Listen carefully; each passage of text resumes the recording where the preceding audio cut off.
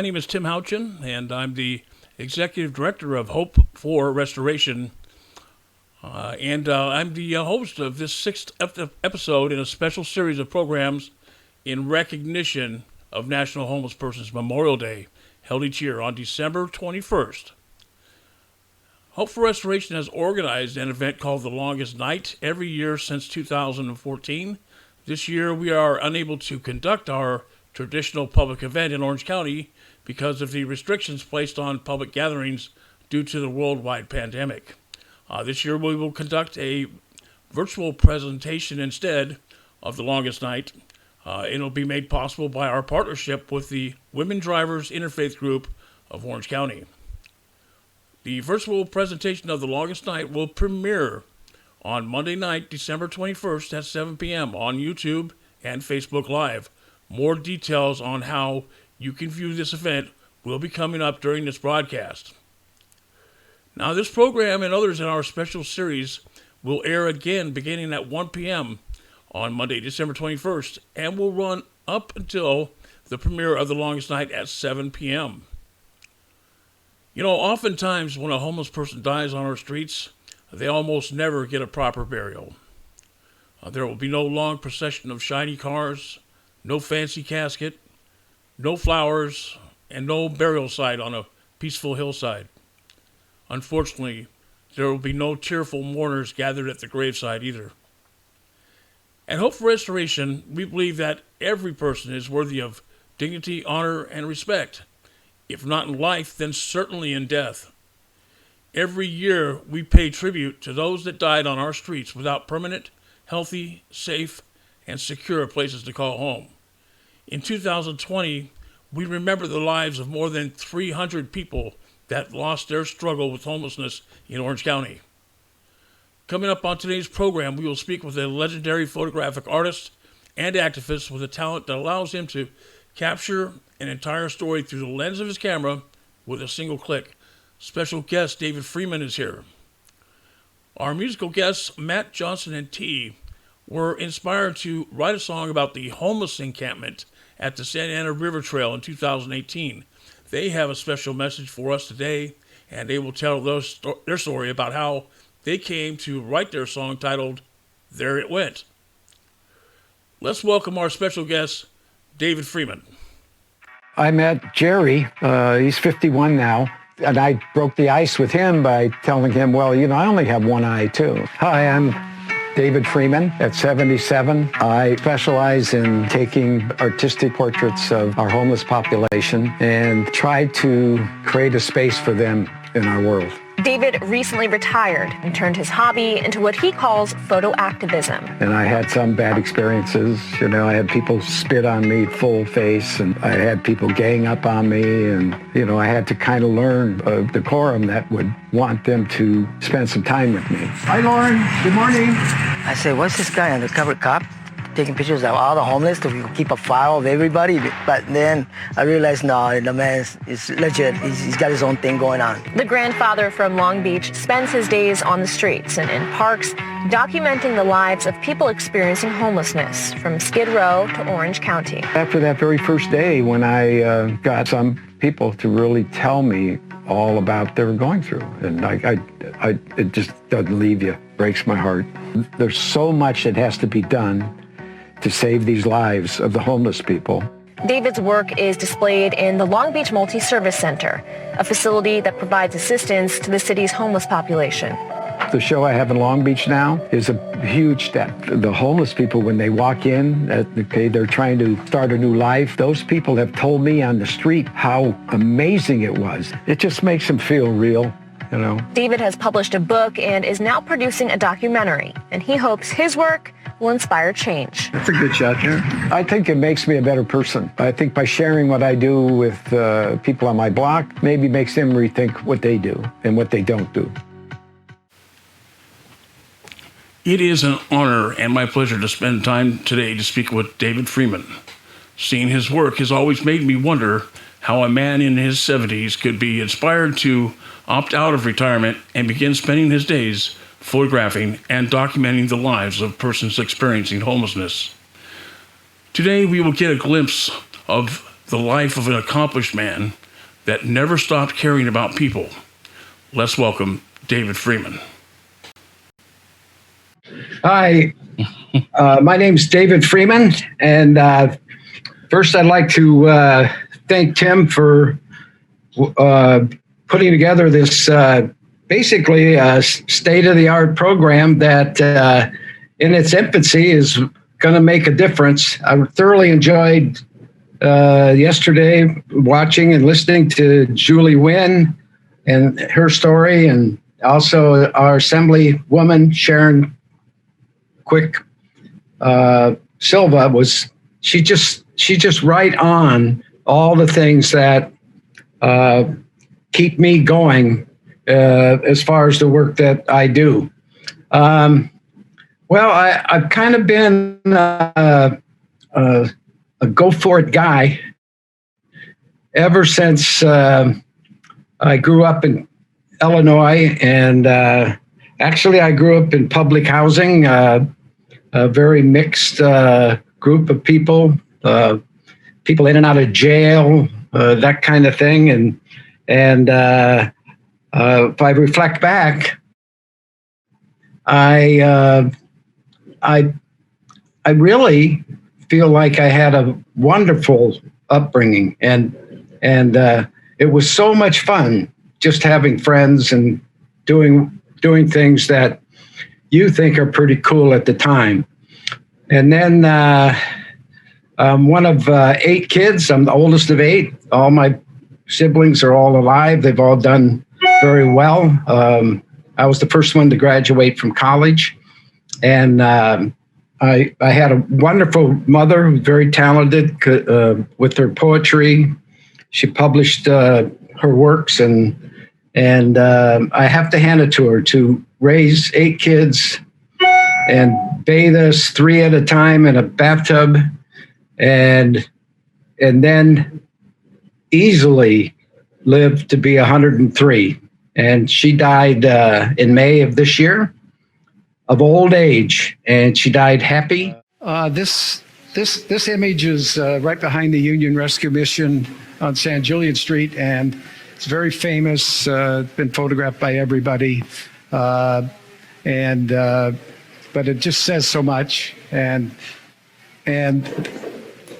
this is a picture of a young lady on the Carson tracks, the railroad tracks, Carson and Torrance. She used to be in Long Beach, and she's so pretty, and she just follows the same man around from tent to tent, and it's kind of sad that she doesn't take over her whole life.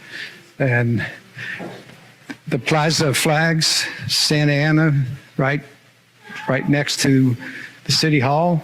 This is a very nice man who tonight they're going to have refried beans, and he's sitting on his skateboard, and that's life and when you're living on cement.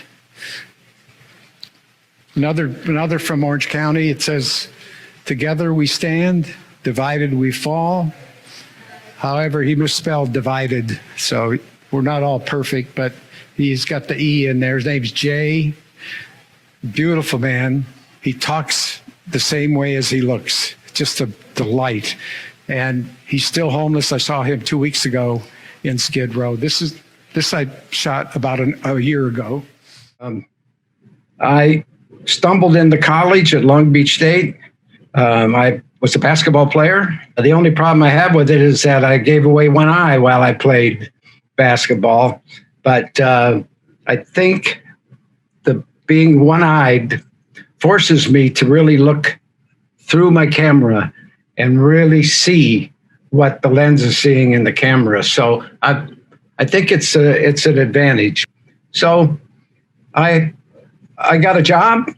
I worked at Beckman Instruments in Orange County, my first job, and I told myself that I would work there until I had $3,500, and then I'm going to see the world. So I hitchhiked to Europe via Mexico, and I ended up owning a bar and restaurant in Palma de Mallorca, Spain. I had two partners and an impresario. We were right on the beach. I got hooked on Grand Marnier. Every day the sun would set, we'd sit and reflect, and that's my girlfriend from Long Beach came over, and Barb and I actually took a cruise down to Rock of Gibraltar to get married, and then we lived together in Palma de Mallorca. In order to get home, we kind of got exited due to Franco, and it's kind of like going on in Orange County, is how you can't believe some of the decisions that are made. I mean, it's hard sometimes to really believe that you're living in a democracy or you're living in America. And I lived under Franco. I had a business under Franco. Every week he would come in with his gendarmes and tell me, we need 2,000 pesetas for this violation. We never violated anything. And eventually they came and Cubierto covered our place. And Barb and I had to hightail out of Spain and headed on the ferry back to Barcelona, and then spent the next 6 months in Europe. And I came home and I became part of the personal computer field. I bought my first house in Lake Forest, and Barb had two wonderful boys. That one lives in Chicago and is a partner in a law firm, and Morgan is a director and a executive. Basically, he's been shooting for the last 14 years his franchise, which is Teen Mom and 16 and Pregnant. And he has had to live with the name I gave him of Morgan. So Morgan Freeman, and being in the movie business causes him a lot of grief. And my business was in Santa Ana, so I had a business in Orange County for 42 years. ACP, Advanced Computer Products, the ACP's computer swap meet. Had at one time 165 employees. Santa Ana was a good place for me for those 42 years. When I left, I finally retired in almost 5 years ago now, and I'd always been a photographer. Barb and I also we've lived for the last 35 years in Maui in Hawaii, and on a trip, I always had my camera, and I started photographing some of the homeless people in Maui, and I'll never forget. I'd go back to my condo, and I would just say, this just can't be. I decided that I wanted to compare what they do in Maui as opposed to what they do in Orange County and Long Beach to take care of their homeless.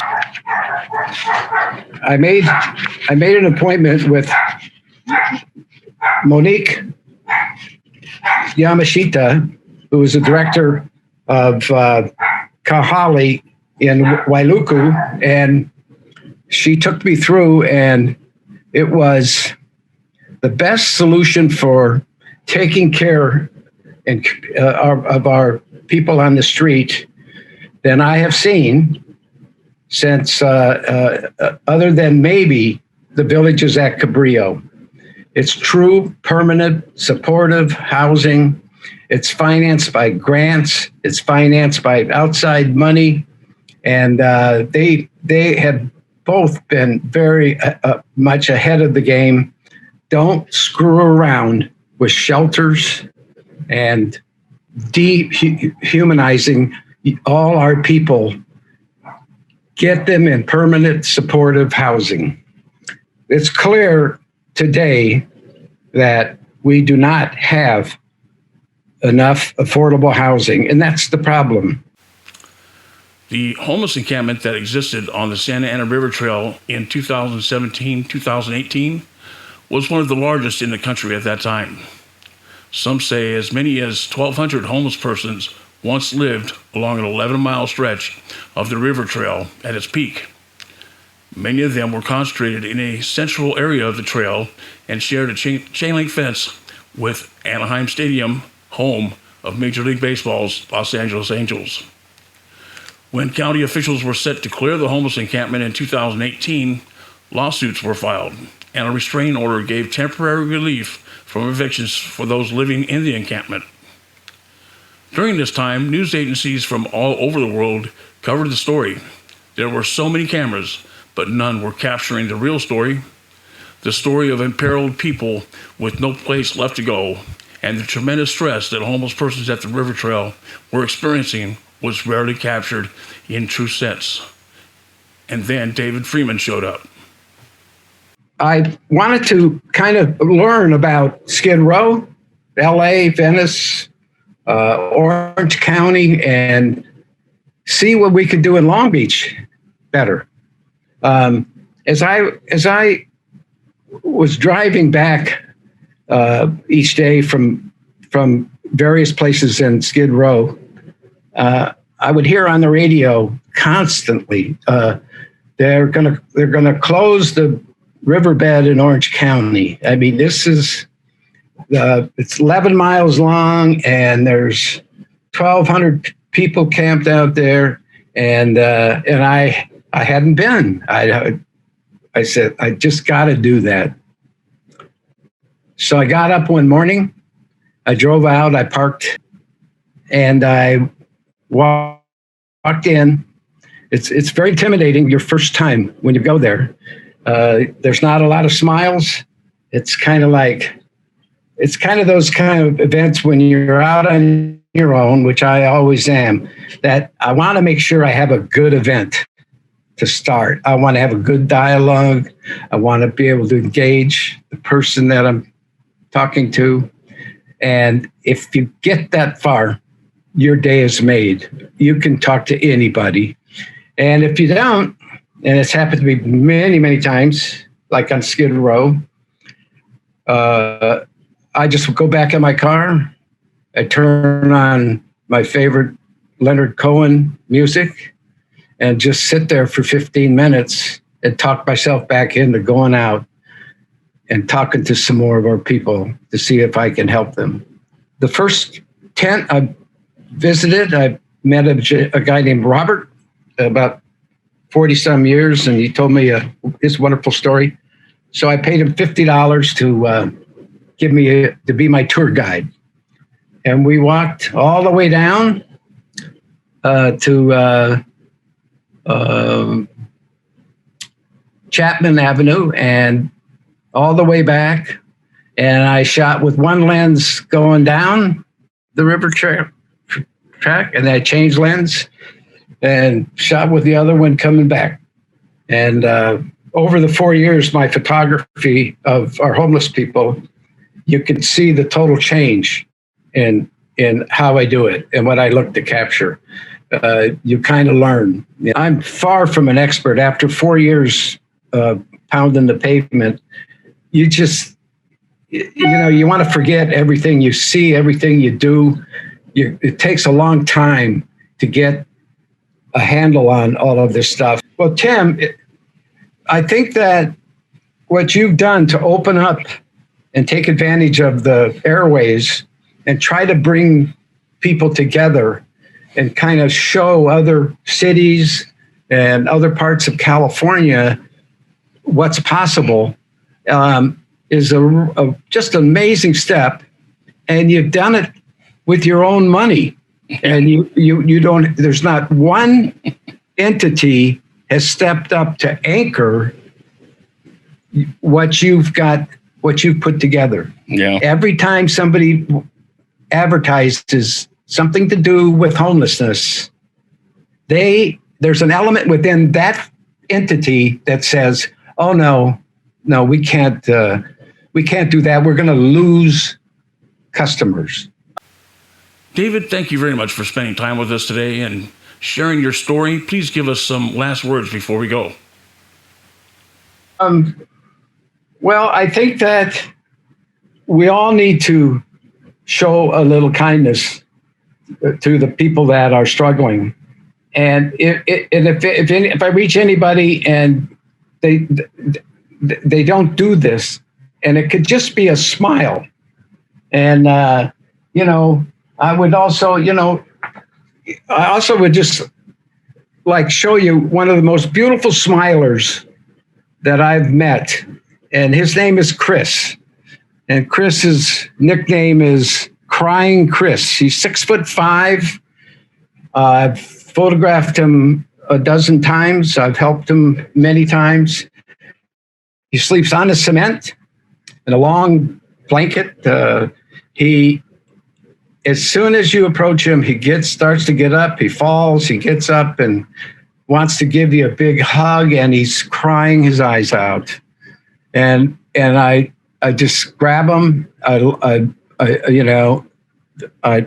try to make him feel better. I give him some food. I give him a little bit of money. I try to get him into services. Eventually, we got him into room key, and 2 weeks later, they found him dead in the room. So he's part of the Long Beach remembrance, and also he is in my documentary, which is going to be previewed, and I don't know his last name. I have spent the last 2 months trying to get someone in Long Beach, from the police department to the head of homeless services to the multi-service center to room key, to get his full name and is a little bit more about Chris. So at the end we're just inserting today. Finally, we stalled at the last scene in the movie. It's just him. It'll say we dedicate this to Chris. Once again, I would like to thank David Freeman for being with us today, and thank you for everything you do for our friends and neighbors experiencing homelessness. Okay, coming up, we have a very special musical presentation from Matt Johnson and T. Before listening to their song, they will tell us a story about how they came to write There It Went after driving on Interstate 5, seeing the huge homeless encampment along the Santa Ana River Trail back in 2018. This music includes photographic artwork by David Freeman, and many of the photos you will see are from the river trail. Be sure to look for David's photos during the music video, and we're going to hear from Matt Johnson and T right after this message.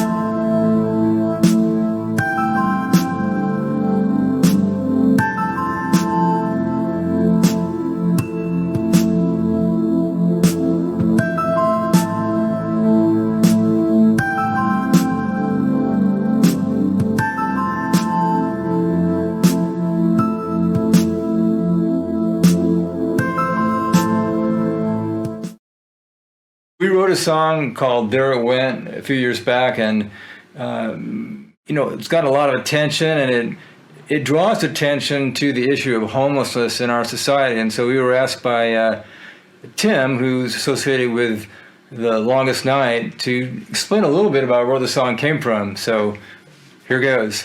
We were on the way to the NAMM show in Anaheim, and to get there, you've got to go up the 5 freeway. And when you're kind of going past Angel Stadium, in the riverbed there was this huge encampment of homeless people, and it just stuck out like a sore thumb.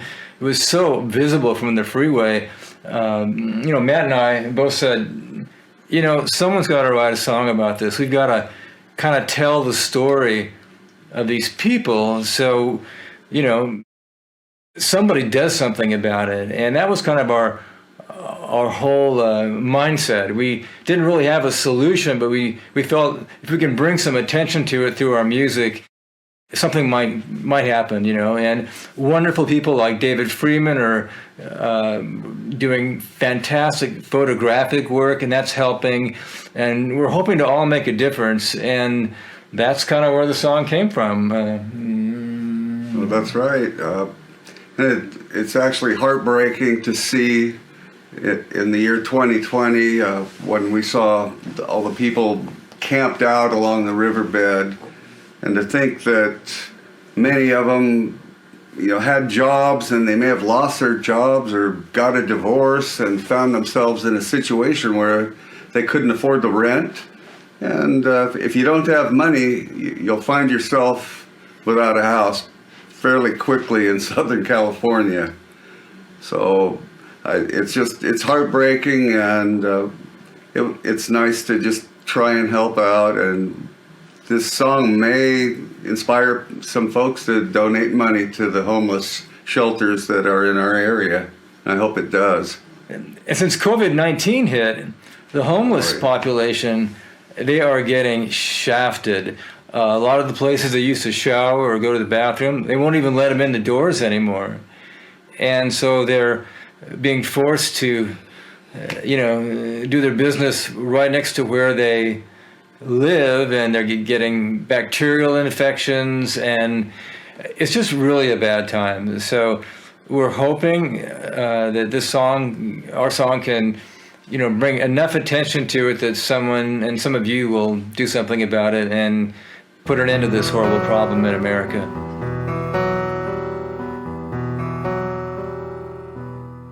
All I've got is what you see, a cardboard bed that sometimes gives me sleep. Beside the fire, I'm shivering wet along this lonely river's edge. Thought I could handle life, but there it went.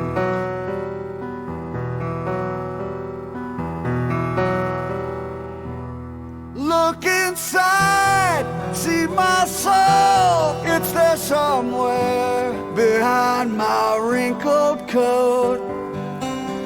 Unwashed hair, a beard unkempt, sleepless nights inside my tent.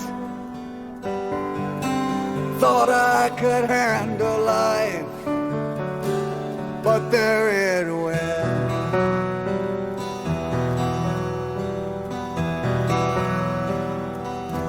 A few bad months, that's all it took to leave me here. A lone foundation shook. The life I knew was swept and fled into this concrete riverbed. Thought I could handle life, but there it went.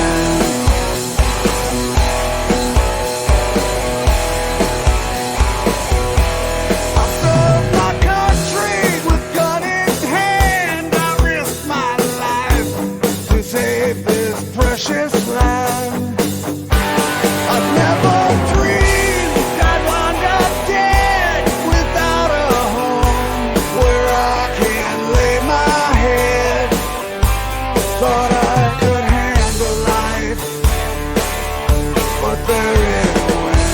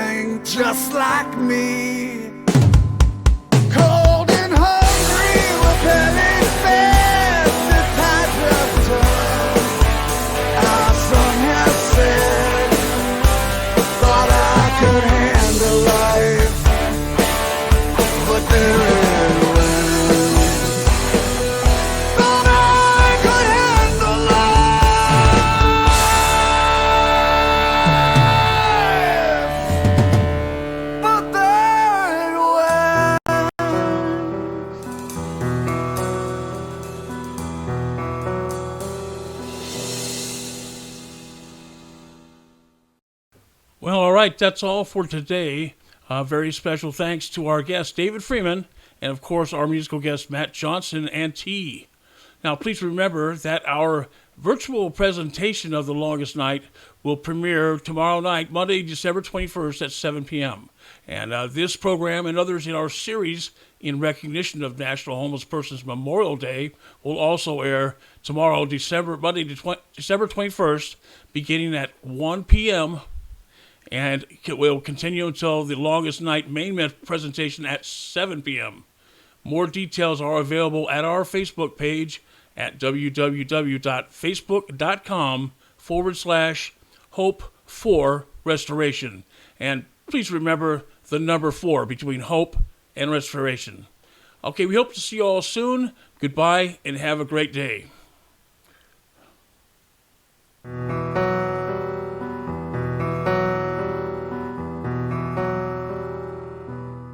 All I've got is what you see, a cardboard bed that sometimes gives me sleep. Beside the fire, I'm shivering wet along this lonely river's edge. Thought I could handle life, but there it went.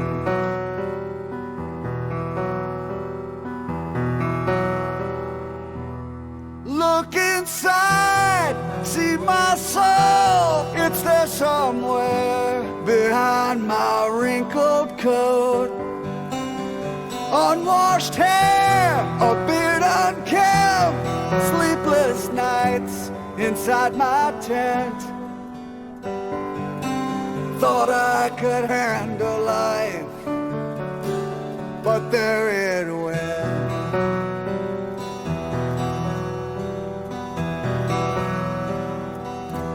A few bad months, that's all it took to leave me here, alone, foundation shook.